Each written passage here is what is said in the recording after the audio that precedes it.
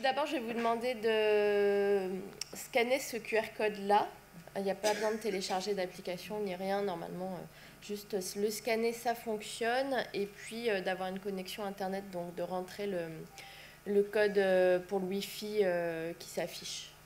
Je vais effectivement vous parler de cycle menstruel et chirurgie du cancer du sein. C'est une drôle de question. Quand Anne-Sophie m'a proposé ce thème, je me suis dit ok, drôle de question.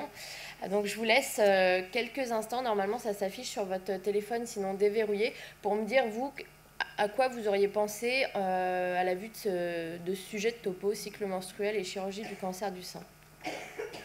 Je vous laisse répondre en quelques mots. Est-ce que tu peux remettre l'ancienne Ouais. Avec, voilà, J'avance pour... Donc normalement, là, ça s'affiche, vous pouvez me répondre. Ok, donc vous me dites effectivement timing de la chirurgie, date de la chirurgie, pas de lien, morbidité. Hein? Des contraceptifs pour les femmes qui sont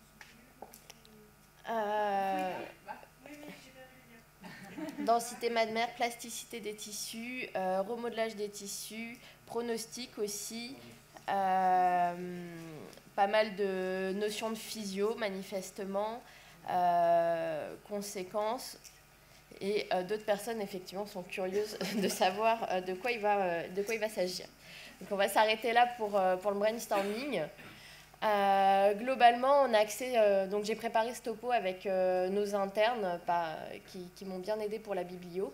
Et on s'est focalisé sur 4 grandes thématiques. Déjà, l'impact du cycle menstruel sur la glande mammaire normale. Donc, vous me disiez, vous étiez pas mal à me parler de physiologie. Effectivement, hein, on va repartir de la physio. L'impact du cycle menstruel sur l'évaluation des facteurs pronostiques. Est-ce que, en fonction du cycle, on évalue différemment les facteurs pronostiques habituels? Est-ce qu'il y a un impact sur la survie? Et enfin, vous parliez de morbidité, d'œdème, etc. Est-ce qu'il y a un impact sur les complications chirurgicales ou sur le résultat esthétique de ce qu'on va faire? Le premier point, c'était donc la physiologie. Vous savez mieux que moi que le sein est soumis principalement au cycle lié à l'œstradiol et à la sécrétion de progestérone qui vont s'alterner pendant le cycle menstruel, avec un effet de l'œstradiol qui va être plutôt pro-prolifération, qui va s'opposer à l'apoptose, et puis un effet de la progestérone qui n'est pas très clair, qui va être globalement biphasique, avec un effet prolifératif en début de phase lutéale au moment où les œstrogènes sont plutôt élevés, et puis sur la phase lutéale tardive, un effet plutôt antiprolifératif. Et puis, ce qui apparaît ces dernières années, c'est aussi un impact de ces hormones sur le micro-environnement mammaire normal et puis le micro-environnement tumoral lorsqu'il y a une tumeur, avec une notion d'immunotolérance, d'immunosuppression en deuxième partie de cycle, et puis un effet plutôt pro-angiogénique avec une stimulation par le VEGF de la vascularisation sous l'influence des œstrogènes.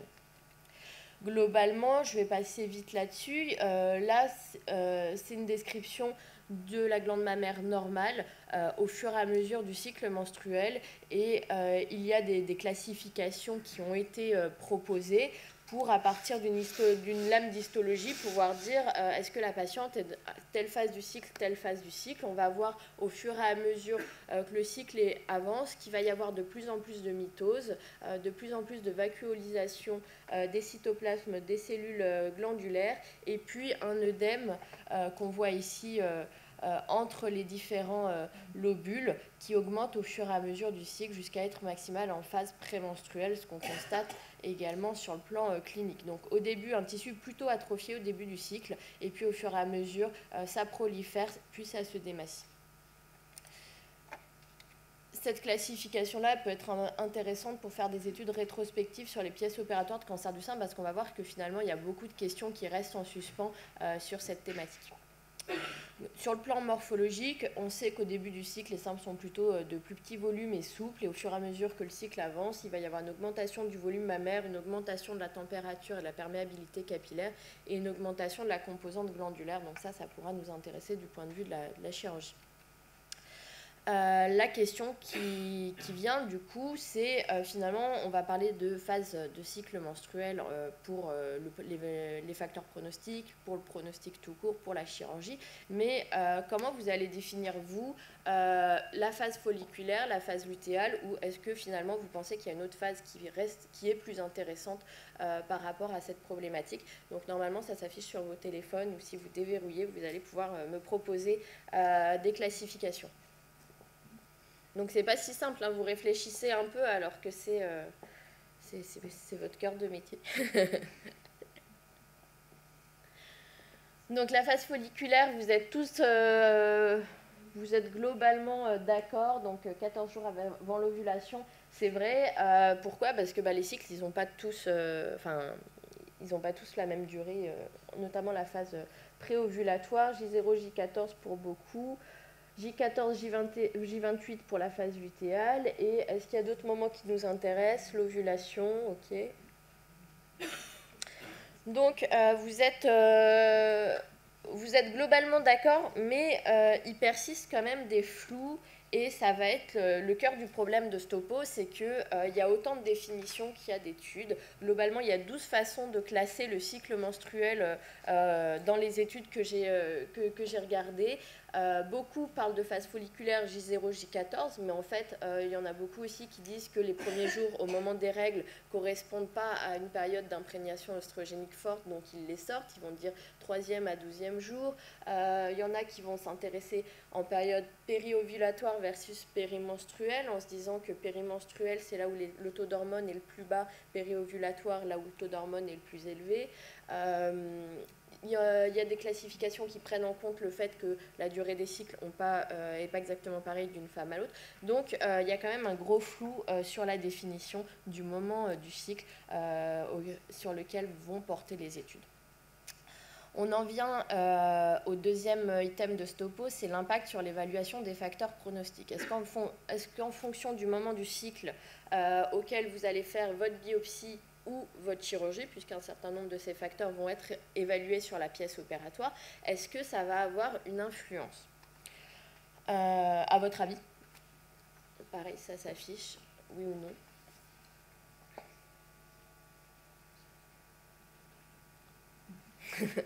Peut-être ben que oui, peut-être ben que non.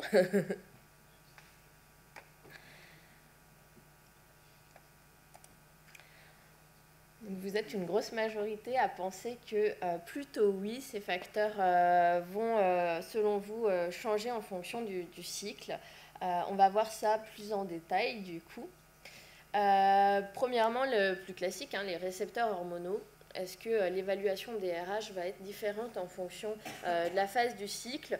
Plein d'études, souvent des études anciennes, pas beaucoup d'études récentes sur ce sujet-là. Et globalement, pour les œstrogènes, c'est assez contradictoire. Ils seraient plus exprimés en phase folliculaire pour certaines études, plus élevés en phase lutéale, mais la majorité des études ne retrouvent pas de différence significative. Et de la même façon, pour les récepteurs à la progestérone, il y a une tendance à montrer qu'ils sont plus élevés en phase finalement juste après l'ovulation.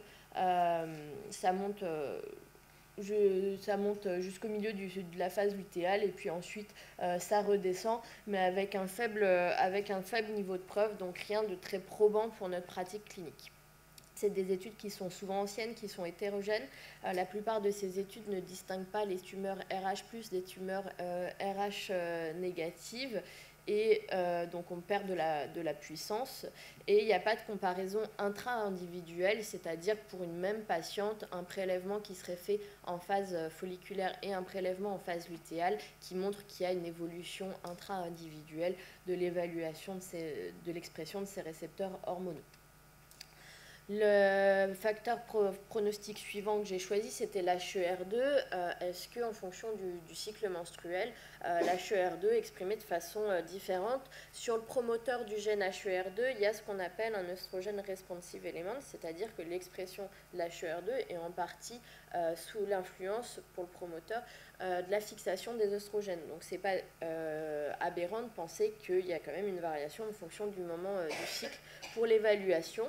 Une première étude en 2005 qui dit que le niveau d'expression de l'HER2 intratumoral est significativement corrélé au niveau des hormones gonadotropes, FSH/LH, mais finalement pas au taux de stradiol ou de progestérone. Donc on ne sait pas trop quoi en penser. La seconde étude, c'est une étude plus conséquente qui a été faite en 1999, qui est rétrospective, qui incluait près de 200 patientes et qui regardait en immunohistochimie l'expression d'HER2 après biopsie ou après chirurgie. Sur cette étude, on retrouvait qu'il y avait une surexpression d'HER2 en phase folliculaire pour 20% des patientes versus 8% en phase lutéale, et c'était à la limite de la significativité, donc peut-être une expression plus forte d'HER2 en phase folliculaire. Toujours dans cette étude, il se posait la question de savoir est-ce que cette surexpression est liée à une amplification ou pas, et avec des techniques d'analyse quantitative d'ARN qui sont un peu datées. Maintenant, on a des techniques plus performantes pour évaluer ça. On constatait que la surexpression de la HER2 dans les tumeurs RH+, ne correspondait pas à une amplification du gène. Donc ça allait bien dans le sens où c'était en lien avec la fixation des œstrogènes sur le promoteur, parce que quand il y a une amplification du gène conséquente, le rôle du promoteur est quand même moins important dans l'expression. Et ils avaient seulement 8 cas pour lesquels ils avaient des prélèvements itératifs de la tumeur. Et parmi ces 8 cas, 2 tumeurs avaient un statut HER2 franchement positif en phase folliculaire et franchement négatif en phase lutéale, ce qui soulève des questions quand parfois on a des discordances entre l'évaluation de la HER2 sur la biopsie et sur la pièce opératoire. Peut-être qu'on peut se demander est-ce que ça a été fait à un moment différent du cycle. On sait que l'évaluation de la HER2 est quand même variable si on la répète plusieurs fois pour une même patiente de toute façon. Donc pour la HER2, peut-être une surexpression en phase folliculaire par rapport à la phase lutéale. Troisième élément, le Ki-67 qu'on utilise beaucoup pour nos stratégies thérapeutiques pour les cancers RH+. 3 études principalement. Une première qui regardait en immunohistochimie l'expression du Ki-67 et retrouvait que c'était inversement corrélé au taux de stradiol, mais pas au taux de progestérone et d'hormones gonadotropes. C'était une étude de petit effectif.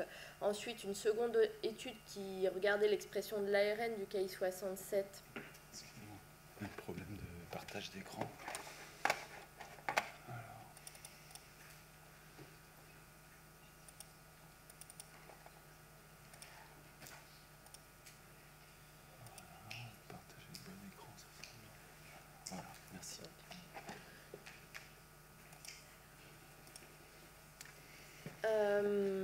Donc il n'y avait pas de corrélation, mais on sait que l'ARN, la protéine, c'est pas forcément strictement corrélé. Et la dernière étude, qui regroupait près de 150 patientes rétrospectives, nous proposait à la fois de l'in vitro et à la fois de l'in vivo. Donc dans cette étude, ils soumettaient des cellules de lignée tumorale RH+, à une exposition de stradiol, et ils constataient que l'expression du Ki-67 augmentait en présence de stradiol, et que cette augmentation était dose dépendante par rapport à la concentration de stradiol à laquelle on soumettait les lignées cellulaires. Et par ailleurs, il n'y avait pas d'effet sur les lignées cellulaires qui étaient RH négatives. Donc ces 2 lignées cellulaires-là sont des lignées hormonosensibles, et celle-ci est RH neg. Donc on voit qu'en présence de stradiol, il y a une augmentation du taux de Ki-67. L'in vivo, ça nous intéresse plus. En moyenne, dans cette cohorte, il y avait un taux moyen de Ki-67 de 26% en phase folliculaire, 35% en phase lutéale. Cette différence, elle était significative, donc une augmentation du taux de Ki-67 en phase lutéale, ce qui va bien avec les constatations sur le sein normal, où de toute façon, on voit plus de mitose sur le sein normal en phase lutéale. Et dans cette étude, ils avaient des prélèvements à parier entre phase folliculaire et phase lutéale. Donc soit c'était de biopsie, soit c'était biopsie chirurgie. Et ils avaient donc à chaque fois à parier et ils retrouvaient une augmentation du taux de Ki-67. Possiblement, l'interprétation de la valeur du Ki-67 doit prendre en compte la phase du cycle et ça pourrait affecter potentiellement les décisions thérapeutiques ou les examens complémentaires qu'on demande à la suite de la chirurgie type signature génomique. Les autres facteurs pronostiques qui étaient étudiés, mais avec beaucoup moins d'études encore, c'était l'index mitotique. Globalement, ça s'était corrélé au Ki-67, plus d'index mitotique en phase lutéale. Un grade plus péjoratif en phase lutéale également, probablement avec une participation de la prolifération qui est l'index mitotique qui fait partie du grade. Sur les emboles, on constatait plus d'emboles en phase folliculaire. Je vous ai dit, en phase folliculaire, c'est le moment où il y a le plus d'angiogénèse, donc peut-être plus de vaisseaux, plus de probabilité de voir des emboles, je ne sais pas. Sur la taille tumorale, il n'y avait pas de différence. Le fait que le sein soit plus œdémacié, ça ne fait pas augmenter artificiellement la taille de la tumeur. Et une étude retrouvée, qui est une étude rétrospective qui date de 1995, retrouvait une augmentation du taux de N+, en phase folliculaire, après ajustement sur d'autres facteurs pronostiques, mais ça n'a pas été ça n'a pas été constaté de nouveau après. On n'avait pas de rationnel physiopathologique à proposer pour expliquer cette augmentation. On en vient dans les facteurs pronostiques aux signatures transcriptomiques commerciales, donc tout ce qui est Oncotype DX, Prosigna, EndoPredict, etc. Il n'y a pas grand-chose dans la littérature là-dessus. Il y a 2 études. Une étude qui est chez la souris et une étude qui est sur des tumeurs humaines sur des cohortes de patients. Donc cette première étude chez la souris, c'était 53 tumeurs qui étaient des modèles de tumeurs RH+, 25 tumeurs étaient prélevées en œstrus, donc équivalent phase folliculaire, et l'autre moitié en phase lutéale. Et ils ont analysé le test génomique Oncotype DX sur ces tumeurs en fonction de la phase du cycle. L'Oncotype DX, pour rappel, c'est 21 gènes qui vont résumer la prolifération, la réceptivité aux œstrogènes, tout ce qui est voie de signalisation des œstrogènes, un peu d'HER2 et d'invasion, et ça va nous donner un score prédictif de récidive sans chimiothérapie pour des tumeurs qui auraient eu de l'hormonothérapie. Globalement, il constate qu'il y a une augmentation du score d'Oncotype DX de façon significative, avec une augmentation du score en phase lutéale par rapport à la phase folliculaire. Quand il s'intéresse plus spécifiquement à l'expression de certains gènes, il constate également qu'il y a une expression au niveau ARN des gènes de la prolifération du Ki-67, ici, et de la HER2 en phase, cette fois-ci en phase lutéale et pas en phase folliculaire, donc c'est discordant avec l'étude sur la cohorte. Ils ont fait un peu de clustering hiérarchique, donc ils ont essayé de se dire, ok, il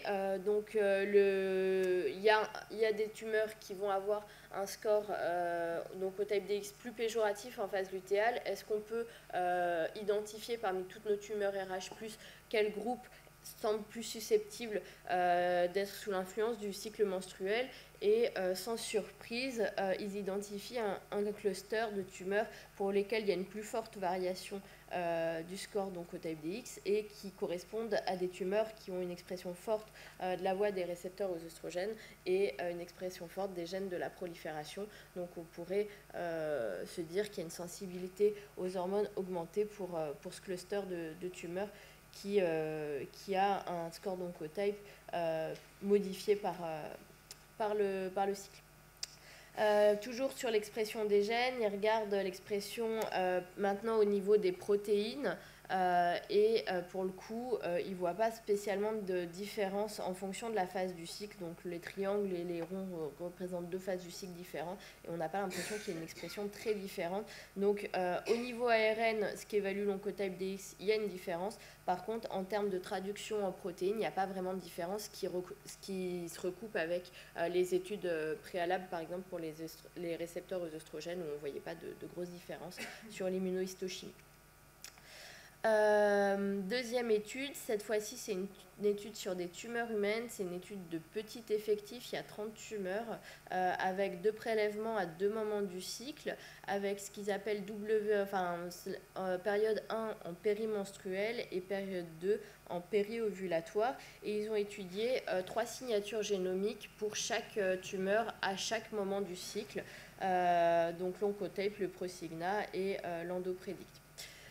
Globalement, en score moyen, il n'y avait pas de différence significative d'estimation de ces scores et de risque de récidive entre la phase périovulatoire et périmenstruelle.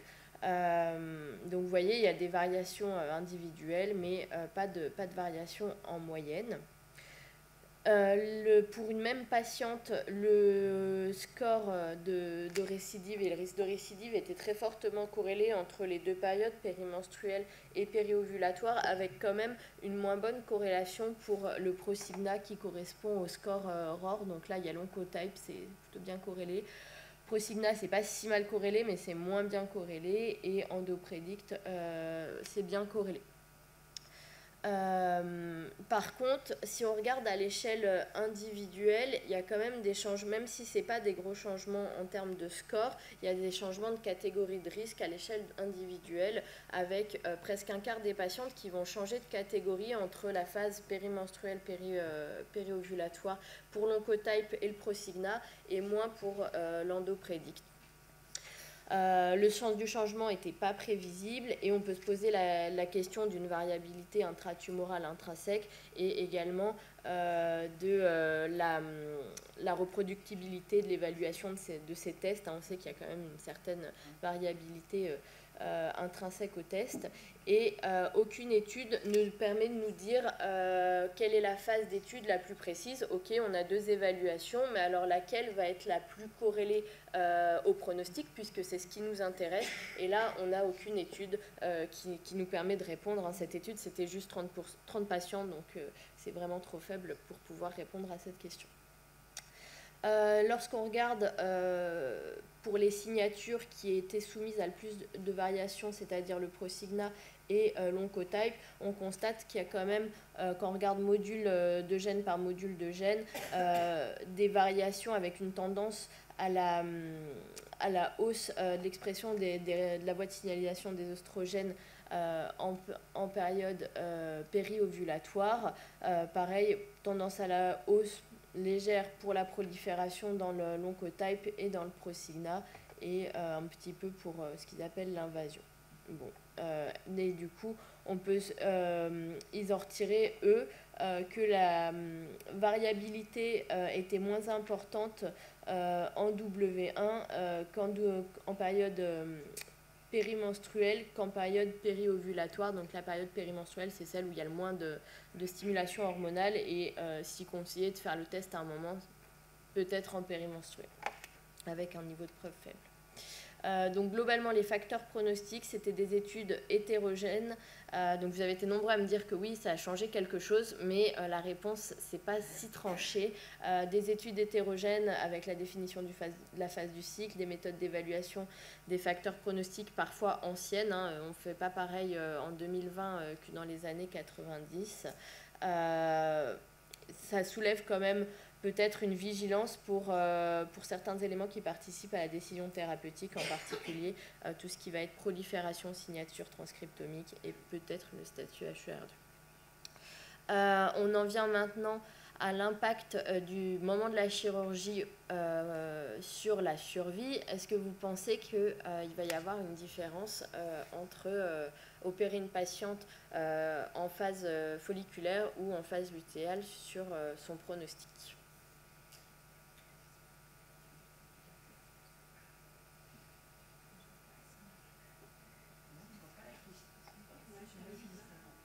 Parce qu'il y a 14 résultats. Je peux peut-être, si je repasse, ça y est.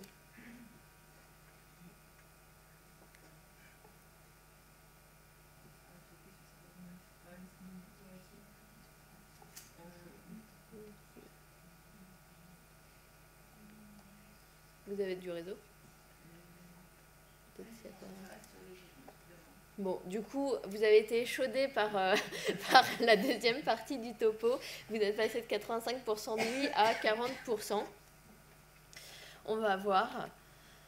Quel rationnel pour se dire que le moment de la chirurgie va changer le pronostic? On peut se dire que directement, la manipulation de la tumeur avec quand même le fait de mettre une pression sur la tumeur, parfois de l'ouvrir, va avoir un effet de dissémination des cellules tumorales. Et ça a par exemple bien été montré pour les cancers du côlon, où on dit qu'il faut ligaturer les vaisseaux en premier pour éviter la dissémination de la tumeur au moment de la manipulation. Ça n'a jamais été montré pour le sein parce que la vascularisation est beaucoup plus complexe que juste un vaisseau qui arrive au sein.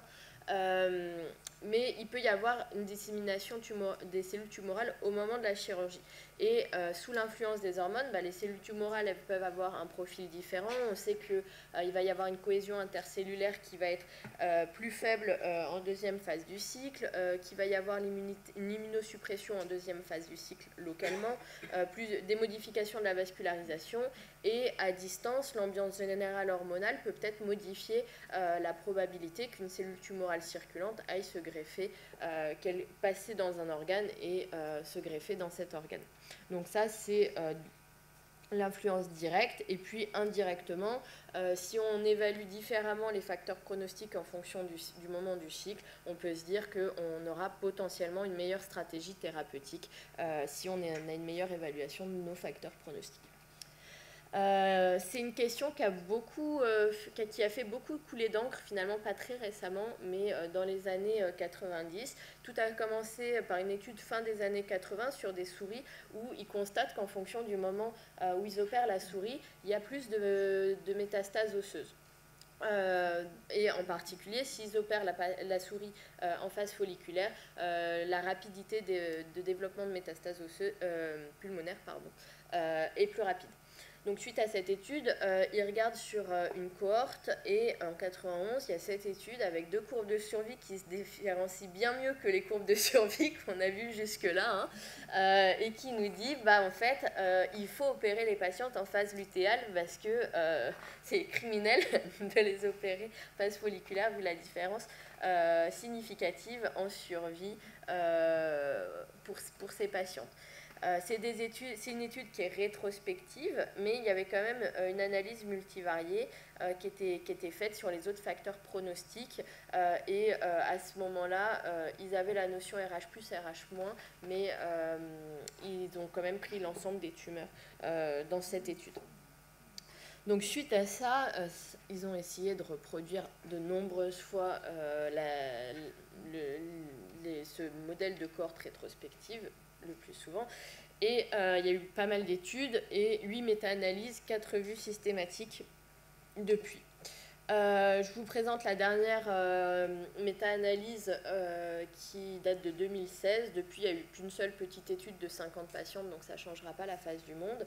Globalement, 58 études analysées, 46 rétrospectives, 11 études prospectives et un essai clinique randomisé, mais qui ne randomisait pas vraiment en fait, le moment de la... Enfin, ils le considèrent comme tel, mais qui ne randomisait pas le moment de la chirurgie, qui randomisait le moment où les patientes avaient une annexectomie.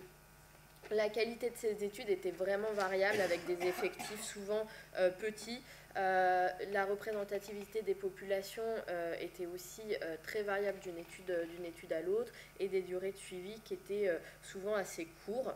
La classification des cycles était, comme je vous l'ai dit, très hétérogène. Le plus souvent, c'est auto-rapporté, il n'y a pas de prise de sang, il n'y a pas d'évaluation sérologique des sécrétions hormonales. 12 systèmes de classification différents, pas de prise en compte des cycles irréguliers, des facteurs psychologiques liés au stress, par exemple, de l'annonce du cancer du sein, de la contraception en cours ou pas au moment du diagnostic, d'éventuelles grossesses récentes. La définition de la chirurgie aussi était variable parce que finalement, dans ces études qui sont souvent anciennes, il y a un certain nombre de tumorectomies diagnostiques où après on réopère plus largement la patiente, etc. Il y a aussi des biopsies qui sont prises en compte comme acte chirurgical. L'ajustement sur les facteurs pronostiques connus est très hétérogène parce que c'est des études qui sont souvent anciennes, donc au fur et à mesure on a avancé sur ces connaissances. Et en particulier sur les traitements qui ont été proposés, il y a quasiment jamais d'ajustement sur les traitements proposés. Au final, on a sur ces 58 études, 20 études qui nous disent qu'il y a une protection en phase lutéale. Le plus souvent, c'est des études rétrospectives avec 200 à 500 sujets, des périodes de suivi qui sont un peu plus longues que les autres études. Et le cycle menstruel est classé selon les deux systèmes qui se regroupent le plus souvent pour 11 études sur les 20, donc 9 études qui ont un autre système de classification. 29 études ne montrent pas de corrélation et 8 études sont plutôt en faveur d'une chirurgie en phase folliculaire. Donc c'est assez partagé. Et lorsqu'ils font la méta-analyse, globalement, il n'y a pas de différence en survie, que ce soit en survie sans récidive ou en survie globale, et que ce soit à 5 ans ou à 10 ans. Ce qui souligne, c'est qu'il y a une grosse hétérogénéité entre ces études. Comment est-ce qu'on peut avancer ? Il faudrait proposer un essai clinique qui serait randomisé avec des définitions standardisées pour les phases du cycle d'intérêt et puis trancher sur le moment qui nous intéresse aussi. C'est peut-être pas J0, J14, mais peut-être plutôt périovulatoire, périmenstruel. Il faudrait qu'il y ait des dosages hormonaux pour qu'on sache un peu se retrouver là-dedans aussi. Faudrait que les patientes aient des cycles menstruels réguliers, que ce soit leur première intervention chirurgicale et qu'on prenne en compte tous les facteurs de confusion possibles, que ce soit au niveau de la tumeur, que ce soit au niveau des paramètres immunologiques, des traitements réalisés et avec une longue période de suivi. Donc, c'est pas gagné. Dernière partie, impact du moment de la chirurgie sur les complications chirurgicales ou le résultat esthétique. Je ne vous pose pas la question, là c'est un no man's land, un gros trou noir. Quand on pubmedifie la question, globalement, on va se retrouver avec deux articles qui correspondent à complications de la chirurgie mammaire et cycle menstruel, mais pas du tout spécifique au cancer du sein. Il s'agit de deux articles de chirurgie plastique pour des réductions mammaires. La première, c'est une étude qui est rétrospective, qui s'intéresse à l'impact du cycle menstruel sur les complications post-opératoires pour des chirurgies de réduction mammaire, avec deux groupes, phase folliculaire, phase lutéale. Et il retrouve une augmentation significative du risque de déhiscence de cicatrices et de cicatrices hypertrophiques en phase lutéale par rapport à la phase folliculaire. C'est une étude qui est aux États-Unis et c'est des patientes qui ont un âge moyen de 20 ans, donc c'est pas tout à fait le même micro-environnement que la moyenne des patientes qu'on va opérer, même si là on parle de cycle menstruel, donc de patients plutôt jeunes. On n'est pas à 19 ans de moyenne d'âge, heureusement. Et en termes d'hématome, lymphocèles, infection, nécrose de la plaque aréolo-mamelonnaire, il n'y avait pas de différence significative, mais c'était des complications qui étaient nettement moins fréquentes, donc probablement pas assez de puissance. La deuxième étude, elle regardait toujours pour des plasties de réduction mammaire au niveau des pertes sanguines et du drainage post-opératoire. Et on n'avait que l'abstract pour cette étude. C'était significativement réduit en phase périovulatoire, mais sans qu'on puisse rentrer plus que ça dans le détail. Donc il y a probablement des choses à creuser sur le moment propice pour la chirurgie en fonction du cycle menstruel, en particulier pour les interventions de reconstruction, de mastectomie totale et reconstruction mammaire immédiate, qui sont des interventions à risque hémorragique et à gros risque de complications de cicatrisation. Peut-être que pour ces patientes-là, ça vaudrait le coup de s'intéresser de plus près au moment de la chirurgie. Donc voilà, il y a plein de questions qui restent en suspens sur chirurgie en tant que telle et cycle menstruel. Est-ce que les marges sont mieux, par exemple, en fin de cycle, puisqu'il y a plus d'œdème, on peut se dire que potentiellement on va avoir plus de marge artificiellement, mais bon voilà. Les risques infectieux, hein, le micro-environnement immunitaire est différent en fonction de la partie du cycle, donc peut-être une différence sur risque infectieux.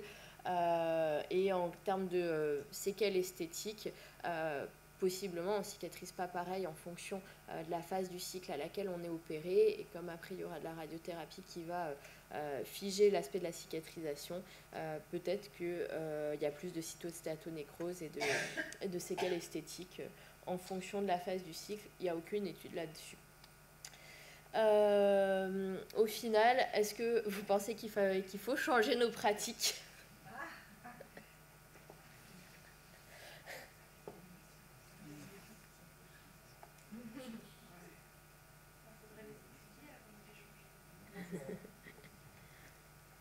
Ouais, un gros non. Un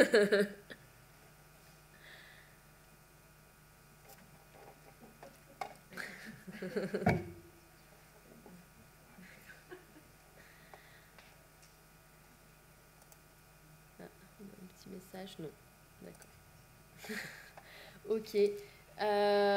Donc, pour conclure, l'impact sur l'évaluation des facteurs pronostiques, il y a une tendance, mais ça semble limité, et aucune étude n'évalue le retentissement en termes de stratégie thérapeutique. Peut-être que ça change de quelques pourcents l'évaluation de certains facteurs, mais finalement, est-ce que ça change ce qu'on va proposer à la patiente? Rien ne nous le dit. Impact sur la survie, c'est pas clair. Il y a une tendance à un meilleur pronostic lorsque la chirurgie est réalisée en phase lutéale, peut-être, mais finalement, les études sont tellement hétérogènes qu'il est impossible de conclure formellement là-dessus, et il y a la nécessité d'un essai randomisé bien conduit. Et pour les complications chirurgicales, les chirurgiens sont à la traîne. Il faut travailler un peu là-dessus. Donc globalement, plus globalement, il y a probablement la nécessité d'identifier les facteurs de confusion pour toutes ces études, et de bien comprendre d'un point de vue biologique et mécanistique ce qui se trame derrière cette idée d'impact du cycle menstruel et de chirurgie, pour pouvoir cibler la meilleure phase du cycle, la façon de différencier les phases du cycle, et d'établir des objectifs qui soient en lien avec une hypothèse mécanistique solide, et donc d'établir les essais adaptés. Je vous remercie pour votre attention.